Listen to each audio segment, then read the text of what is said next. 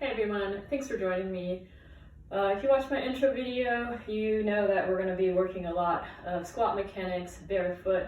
So the first movement we're going to use to prime our squat mechanic is called the seesaw. What you're going to do is, with your foot, you're going to spread those toes apart as much as possible. And then you're going to plant your big toe into the ground, have your weight evenly dispersed throughout the foot. And we want to pretend like our foot is a big gorilla hand gripping into the ground. All right, so engage that foot. You're going to squeeze your butt, stand tall, belly tight, hips engaged. Keeping those hips even, you're going to kick back, and then you're going to come back up. And you're going to do this movement for 10 reps each side. It might be really hard at first, but you do this regularly, your feet are really going to start to understand how to engage and incorporate all the muscles in your legs to keep balanced, keep centered, and you're going to see a huge improvement in your squats. So the next movement that we're going to work on in order to prepare ourselves for the squat is called a hip car. CAR stands for controlled articular rotation. The idea is you're going to stay engaged and only get that motion coming from the hip. All right, so in a hip car, you're going to go on all fours. You're going to keep your belly tight, back flat, hips square. You don't want anything else to move except for your hip. So I'm going to kick back, squeezing my butt cheek. Make sure you don't arch your back. Notice how when I arch my back, my foot goes way higher, but I didn't actually use my glute to go higher. I just arched my back. So that's the common mistake here. Keep that belly tight, back flat, and you're gonna kick out like a dog peeing on a bush. Make sure your hip isn't rotating out to feel like you're getting more range of motion. All right, then knee to the elbow, into the chest, back down. Keep in mind that first word, controlled. So you want each of these motions to be controlled. It should take about 3 seconds to get from one place to the other. Right, so that one rotation should take close to 15 seconds. And you're going to do about 3 reps each direction. I kick back, and then I'm going to go knee to chest and go the other way, another 3 reps. And then I'm going to switch my legs, and my hips are going to be ready to do a good squat. Now we're going to talk about the split squat.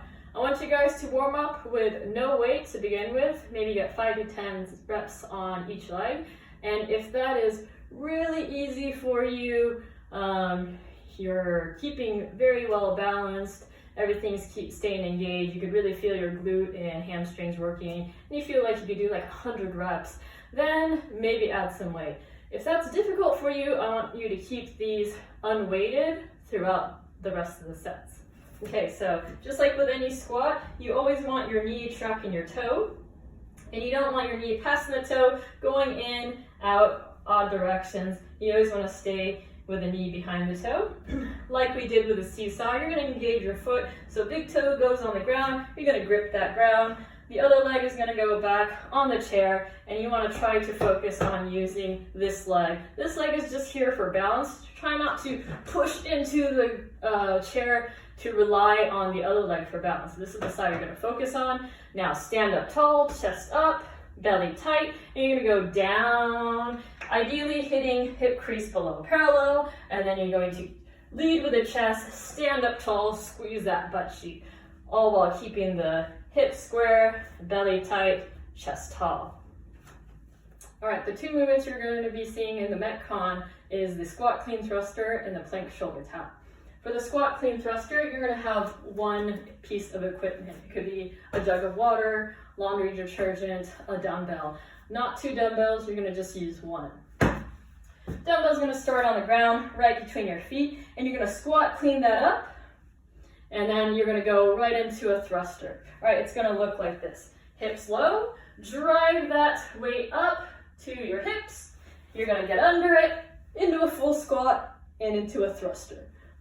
Common mistake I see in this squat clean thruster is that you don't open up your hips.